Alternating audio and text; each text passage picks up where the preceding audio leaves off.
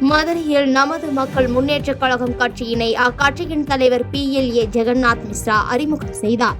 தமிழகத்தில் தேசிய செட்டியார்கள் பேரவை என்னும் அமைப்பை 15 ஆண்டுகளுக்கு மேலாக நடத்தி மக்களுக்கான சமூக பணிகளை முன்னெடுத்து வந்த PLA ஜெகநாத் மிஸ்ரா நமது மக்கள் முன்னேற்றக் கழகம் என்னும் தேசிய அரசியல் கட்சியை தொடங்கியுள்ளார். இதற்கான அறிவிப்பை வெளியிட்டவர், மக்கள் முன்னேற்றக் கழக கட்சியின் தொடக்க விழா செப்டம்பர் 26ஆம் தேதி மதுரையில் நடைபெறுவதாக அறிவித்தார். பின்னர் செய்தியாளர்களை சந்தித்த PLA ஜெகநாத் மிஸ்ரா, பொதுமக்களிடம் வாக்கெடுப்பு நடத்தியதில் 96% மக்கள் அரசியல் கட்சி தொடங்க வேண்டும் என தெரிவித்ததாகவும், அதன்படி மக்கள் முன்னேற்றக் கழகம் என்னும் கட்சியினை தொடங்கியுள்ளதாகவும், அனைத்து தரப்பு மக்களின் உரிமையை மீட்கும் விதமாக செயல்படுவோம் என தெரிவித்தார். மேலும் வரும் 2026 சட்டமன்ற தேர்தலில் 234 தொகுதிகளிலும் போட்டியிட இருக்கிறோம் என தெரிவித்துள்ளார். 5 லட்சம் பேருக்கு மேல வாக்களித்திருக்காங்க. வாக்குச்சீட்டை கொடுத்து அதை கரெக்டாக பண்ணியிருக்கோம். அதே மாதிரி எங்களுடைய அரசியல் கட்சிக்கும் உறுப்பினர் சேர்க்கையை வருகின்ற டிசம்பருக்குள் 25 லட்சம் உறுப்பினர்களை சேர்க்க வேண்டும் என்று திட்டமிட்டு இருக்கின்றோம். நாற்றம்பள்ளி அருகே தேசிய நெடுஞ்சாலையில் உள்ள 9 கடைகளில் அடுத்தடுத்த கொள்ளை சம்பவத்தில் ஈடுபட்ட முகமூடி நபர்களை போலீசார் தேடி வருகின்றனர். திருப்பத்தூர் மாவட்டம் நாற்றம்பள்ளி அடுத்த வெக்கல்நத்தம் பகுதியில் உள்ள சென்னையில் இருந்து பெங்களூர் செல்லும் தேசிய நெடுஞ்சாலையில் பல்வேறு நபர்கள் கடை வைத்து பிளப்பு நடத்தி வருகின்றனர். இந்நிலையில் கடை வைத்து நடத்தி வரும் மூர்த்தி என்பவரின் ஜவுளி கடையில் 5.5 சவரன் தங்க நகை மற்றும் 10,000 ரூபாய் பணம், ரமேஷ் என்பவரின் மெடிக்கல் கடையில் 35,000 ரூபாய் ரொக்கம் என அடுத்தடுத்த 9 கடைகளில் அடையாளம் தெரியாத மர்ம நபர்கள் 2 பேர் முகமூடி அணிந்து கொண்டு நேற்றிரவு கடைகளின் பூட்டை உடைத்து நகை, பணம் ஆகியவற்றை கொள்ளையடித்து சென்றுள்ளனர். இதுகுறித்து நாற்றம்பள்ளி போலீசாருக்கு தகவல் தெரிவித்ததன் பேரில் கடையில் பொருத்தப்பட்டிருந்த CCTV காட்சிகளின் அடிப்படையில் மர்ம நபரை பிடிக்கும் முயற்சியில் ஈடுபட்டு வருகின்றனர். ஆமை புகுவதை போல பாஜக புகும் மாநிலம் சிதைந்து போகும் என காங்கிரஸ் மாநில தலைவர் செல்வ பெருந்தகை கடுமையாக சாடியுள்ளார். இமானுவேல் சேகரன் நினைவு நாளில் கலந்து கொள்வதற்காக காங்கிரஸ் மாநில தலைவர் செல்வ பெருந்தகை சென்னையிலிருந்து விமானம் மூலம் மதுரை வந்தடைந்தார். அப்போது செய்தியாளர்களை சந்தித்து பேசிய அவர், சட்டப்பேரவை, நாடாளுமன்றத்தில் நடந்ததை போல குடியரசுத் தலைவர் தேர்தலிலும் வாக்கு திருட்டு நடந்திருக்கிறதா என பிரதமர் தான் சொல்ல வேண்டும் என, குடியரசுத் தலைவர் தேர்தலில் எதிர்க்கட்சியின் வாக்குகள் பாஜகவிற்கு கூடுதலாக வந்துள்ளது குறித்த கேள்விக்கு பதிலளித்து பேசினார். மேலும் தொடர்ந்து பேசியவர், உறவாடி கொடுப்பது பாஜகவின் மாடல் என்றும், ஆமை புகுவதை போல பாஜக புகு மாநிலம் சிதைந்து போகும் என்று விமர்சித்து பேசினார். ஆனா RSS மாடல் என்னன்னா, எங்கெங்க உறவு வைக்கிறார்களோ உறவாடி கெடுப்பது. ஆமை புகுந்த வீடு எப்படி இருக்குமோ அது மாதிரி பாஜக புகுகின்ற மாநிலம் சிதைஞ்சு போயிடும். எடப்பாடி அருகே கொங்கனாபுரம் வடக்கு ஒன்றியத்தில் 70க்கும் மேற்பட்ட திமுக, தவேக கட்சியினர் அக்கட்சிகளில் இருந்து விலகி பாமகவில் இணைந்தனர். சேலம் மாவட்டம் கோனார்பட்டியில் சேலம் தெற்கு மாவட்ட பாமக சார்பில் செயல் வீரர்கள் கூட்டம் மாவட்ட செயலாளர் செல்வகுமார் தலைமையில் நடைபெற்றது. இக்கூட்டத்தில் திமுக கடந்த 2021 சட்டமன்ற தேர்தலில் அளித்த 505 வாக்குறுதிகளில் 1/4 மடங்கு மட்டுமே நிறைவேற்றியுள்ளதாகவும், இதனை கிராமங்கள் தோறும் பாமக நிர்வாகிகள் சென்று பொதுமக்களிடத்தில் எடுத்துரைக்க வேண்டும் என்றும், சட்டமன்ற தேர்தலில் பாமக வெற்றி பெற பாடுபட வேண்டும் என மாவட்ட செயலாளர் செல்வகுமார் பேசினார். அப்போது திமுக, தவேக கட்சிகளில் இருந்து விலகி 70க்கும் மேற்பட்டோர் சேலம் தெற்கு மாவட்ட செயலாளர் செல்வகுமார் முன்னிலையில் பாமகவில் இணைந்தனர்.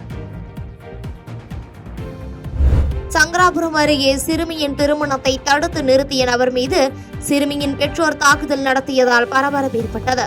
கள்ளக்குறிச்சி மாவட்டம் சங்கராபுரம் அருகே உள்ள வடக்கீரனூர் கிராமத்தில் 14 வயது சிறுமிக்கு அவரது பெற்றோர் திருமணம் செய்து வைப்பதற்காக ஏற்பாடுகள் செய்துள்ளனர். இதனை அறிந்த குழந்தைகள் நல அலுவலர் வடக்கீரனூர் கிராமத்திற்கு சென்று அந்த சிறுமியின் பெற்றோரிடம் எடுத்துரைத்து, திருமணம் செய்து வைத்தால் உங்களை கைது செய்யப்படும் என்று தெரிவித்த பின் திருமணத்தை நிறுத்தியுள்ளனர். இந்த திருமணத்தை நிறுத்துவதற்கு அதே கிராமத்தைச் சேர்ந்த அலிமுல்லா என்பவர்தான் காரணம் என்று சிறுமியின் பெற்றோர் வாக்குவாதத்தில் ஈடுபட்டு அவரை தாக்கியுள்ளனர். அந்த CCTV காட்சி தற்போது வெளியாகி பரபரப்பை ஏற்படுத்தியுள்ளது. பின்னர் சம்பவ இடத்திற்கு தகவல் அறிந்து வந்த போலீசார் அலிமுல்லாவை தாக்கிய 4 பேர் மீது வழக்கு பதிவு செய்து விசாரணை மேற்கொண்டு வருகின்றனர். கடலூரில் மதுபோதை காரணமாக கடலுக்குள் கார் ஓட்டிய 5 பேரை அருகில் இருந்த மீனவர்கள் காப்பாற்றிய நிலையில் போலீசார் உதவியுடன் கார் கரைக்கு கொண்டு வரப்பட்டது. சென்னையை சேர்ந்த 5 பேர் கடலூர் துறைமுகத்தில் இருந்து பரங்கிப்பேட்டை நோக்கி கடற்கரை ஓர சாலையில் கூகுள் மேப் மூலம் பயணம் செய்துள்ளனர். அப்போது கடலூர் சொத்திக்குப்பம் பகுதி அருகே சென்று கொண்டிருந்த போது காரை இயக்கிய மதுபோதையில் இருந்த இளைஞர்கள் காரை கடற்கரை மணலில் ஓட்டியுள்ளனர். மேலும் மதுபோதை காரணமாக காரை மணலில் மட்டுமல்லாது கடலுக்குள்ளும் செலுத்தியுள்ளனர். இதில் கடலில் சில தூரம் சென்ற கார் பாதி வழியில் நின்றுவிடவே காரில் இருந்த 5 பேரும் கடலில் தத்தளித்துள்ளனர். அப்போது அங்கு இருந்த மீனவர்கள் உடனடியாக நீரில் இறங்கி உயிருக்கு போராடியவர்களை பத்திரமாக மீட்ட நிலையில் காவல்துறை உதவியுடன் டிராக்டர் மூலம் கார் கரைக்கு கொண்டு வரப்பட்டது. ராமநாதபுரத்தில் தியாகி இமானுவேல் சேகரன் குருபூஜையில் கலந்து கொண்ட துணை முதலமைச்சர் உதயநிதி ஸ்டாலின் இமானுவேல் சேகரனுக்கு தமிழக அரசு சார்பில் அஞ்சலி செலுத்தினார். தியாகி இமானுவேல் சேகரனின் 68வது நினைவு நாளையொட்டி ராமநாதபுரம் மாவட்டம் பரமக்குடியில் அமைந்துள்ள இமானுவேல் சேகரனின் நினைவிடத்தில் தமிழ்நாடு துணை முதலமைச்சர் உதயநிதி ஸ்டாலின், அமைச்சர்கள் ராஜகண்ணப்பன், பெரிய கருப்பன், மூர்த்தி, கயல்விழி செல்வராஜ், தங்கம் தென்னரசு மற்றும் KKSSR ராமச்சந்திரன் உள்ளிட்டோர் மலர் வளையம் வைத்து அஞ்சலி செலுத்தினர். இதனைத் தொடர்ந்து செய்தியாளர்களிடம் பேசிய துணை முதலமைச்சர் உதயநிதி ஸ்டாலின், விடுதலை போராட்ட வீரர், சமூக போராளி தியாகி இமானுவேல் சேகரனின் 68வது நினைவு நாளையொட்டி தமிழக முதலமைச்சரின் உத்தரவுக்கு இணங்க தமிழக அரசு சார்பில் அஞ்சலி செலுத்தப்பட்டதாக தெரிவித்தார். மேலும் தியாகி இமானுவேல் சேகரன் நினைவு மண்டபம் கட்டுமான பணி 95% நிறைவடைந்து திருவுருவ சிலை பணிகள் நடைபெற்று வருவதாக குறிப்பிட்டார். தொடர்ந்து அதிமுக குறித்த கேள்விக்கு அஞ்சலி செலுத்தும் இடத்தில் அரசியல் வேண்டாம் என தெரிவித்துவிட்டு சென்றார். ராமநாதபுரத்தில் தியாகி இமானுவேல் சேகரன் குருபூஜையில் கலந்து கொண்ட பாஜக கட்சியின் மாநில தலைவர் நயினார் நாகேந்திரன், அன்புமணி பாமகவில் இருந்து நீக்கப்படுவது உட்கட்சி பூசல் என தெரிவித்தார். ராமநாதபுரம் மாவட்டம் பரமக்குடியில் தியாகி இமானுவேல் சேகரன் குருபூஜை நிகழ்ச்சி நடைபெற்றது. இதில் பாரதிய ஜனதா கட்சியின் மாநில தலைவர் நயினார் நாகேந்திரன் கலந்து கொண்டு இமானுவேல் சேகரன் நினைவிடத்தில் அஞ்சலி செலுத்தினார். பின்னர் செய்தியாளர்களிடம் பேசிய நயினார் நாகேந்திரன், அன்புமணி பாமகவில் இருந்து நீக்கப்படுவதாக ராமதாஸ் அறிவித்தது உட்கட்சி பூசல் என கூறியவர், இது அரசியல் பேசுவதற்கான இடமில்லை என்று தெரிவித்து சென்றார்.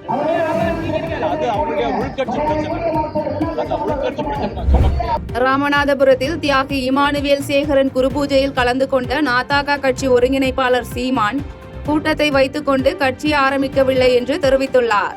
ராமநாதபுரம் மாவட்டம் பரமக்குடியில் நடைபெற்ற தியாகி இமானுவேல் சேகரன் நினைவு நாள் குருபூஜையில் நாம் தமிழர் கட்சியின் ஒருங்கிணைப்பாளர் சீமான் கலந்து கொண்டார். பின்னர் செய்தியாளர்களை சந்தித்த சீமான், CP ராதாகிருஷ்ணனின் துணை குடியரசுத் தலைவர் பதவியேற்புக்கு வாழ்த்து தெரிவித்தார்.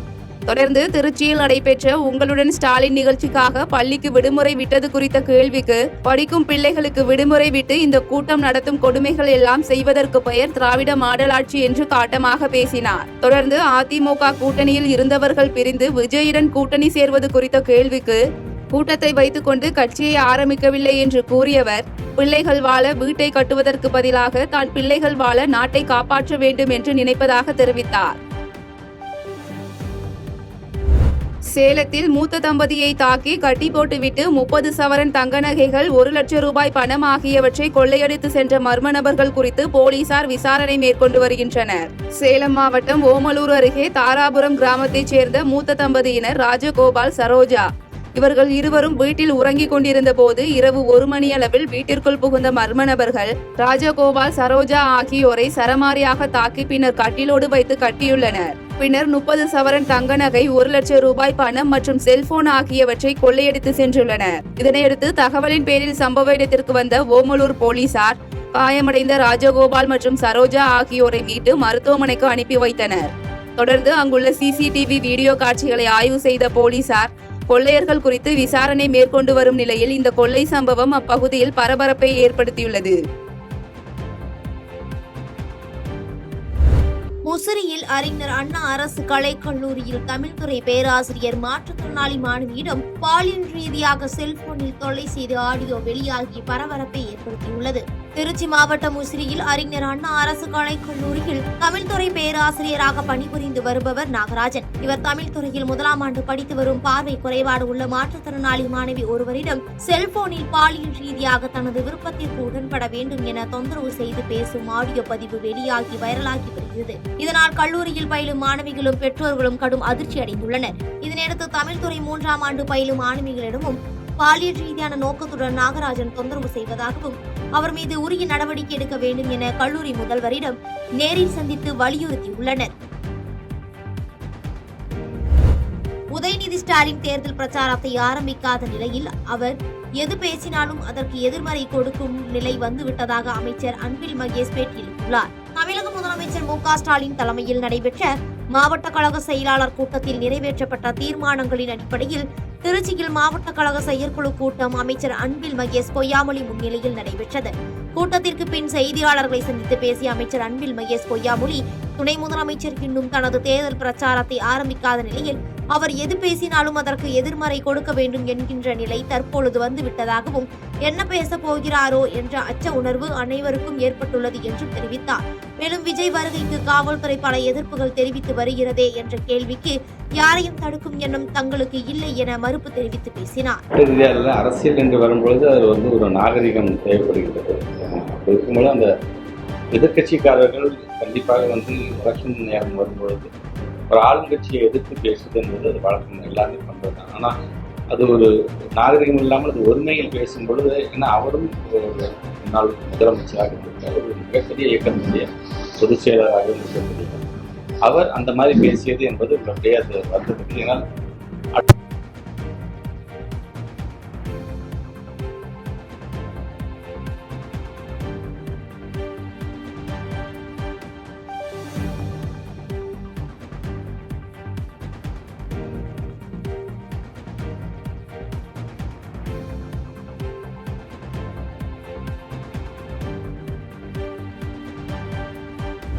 தான் நினைத்திருந்தால் ஜனாதிபதியாகியிருப்பேன், அரசியலில் எந்த பதவியும் தனக்கு வேண்டாம் என சத்தியம் செய்து இருப்பதால் அதை இதுநாள் வரை காப்பாற்றியுள்ளதாக பாமக நிறுவனர் ராமதாஸ் கூறியுள்ளார்.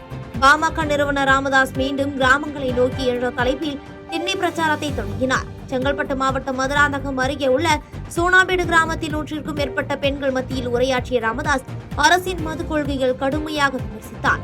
மேலும் இளம் தலைமுறையினர் கஞ்சாவுக்கு அடிமையாவது குறித்து கவலை தெரிவித்த அவர் கஞ்சாவுக்கு அடிமையானால் மீள முடியாது என்று எச்சரித்து பேசினார். மேலும் தொடர்ந்து பேசிய அவர் தான் நினைத்திருந்தால் ஜனாதிபதியாகியிருப்பேன் எனவும் அரசியலில் எந்த பதவியும் தனக்கு வேண்டாம் என சத்தியம் செய்திருப்பதால் அதை இதுநாள் வரை காப்பாற்றி வருவதாக தெரிவித்தார். பொத்தேரி அருகே பெற்ற குழந்தையை அடித்து துன்புறுத்திய கொடூர தந்தையிடம் இருந்து குழந்தையை போலீசார் மீட்டனர்.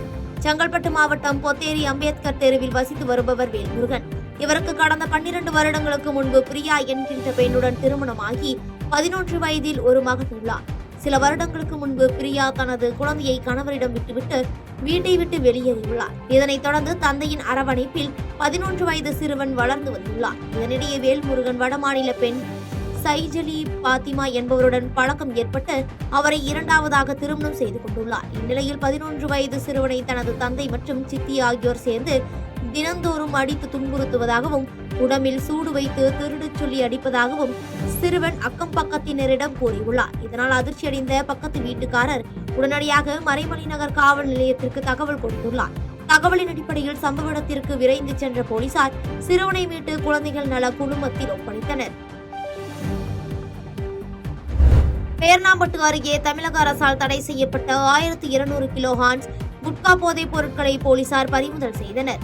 வேலூர் மாவட்டம் குடியாத்தம் அடுத்த பேரணாம்பட்டு நகரில் தமிழக அரசால் தடை செய்யப்பட்ட ஹான்ஸ் குட்கா உள்ளிட்ட போதைப் பொருட்களை பதுக்கி வைத்து விற்பனை செய்யப்படுவதாக போலீசாருக்கு ரகசிய தகவல் கிடைத்துள்ளது. தகவலின் அடிப்படையில் போலீசார் பேரணாம்பட்டு கோட்டா சாலையில் ஒருவரது வீட்டில் திடீர் சோதனை மேற்கொண்டனர். அப்பொழுது வீட்டில் பதுக்கி வைக்கப்பட்டிருந்த தமிழக அரசால் தடை செய்யப்பட்ட 500 கிலோ ஹான்ஸ் குட்கா உள்ளிட்ட போதைப் பொருட்களை பறிமுதல் செய்தனர். மேலும் அதே பகுதியில் மற்றொரு வீட்டில் கூடுதலாக 700 கிலோ ஹான்ஸ் குட்கா போதைப் பொருட்களை பறிமுதல் செய்தனர். இதனையடுத்து இது சம்பந்தமாக ராஷித் அகமது, காஜா ஷெரீப் உள்ளிட்ட 2 கைது செய்த போலீசார் விசாரணை மேற்கொண்டு வருகின்றனர். செய்திகளை உடனுக்குடன் தெரிந்து கொள்ள கீழ்கண்ட கேபிள் மற்றும் டிடிஎச் நெட்வொர்க்குகளில் எம்நாடு செய்தி தொலைக்காட்சியை காணுங்கள்.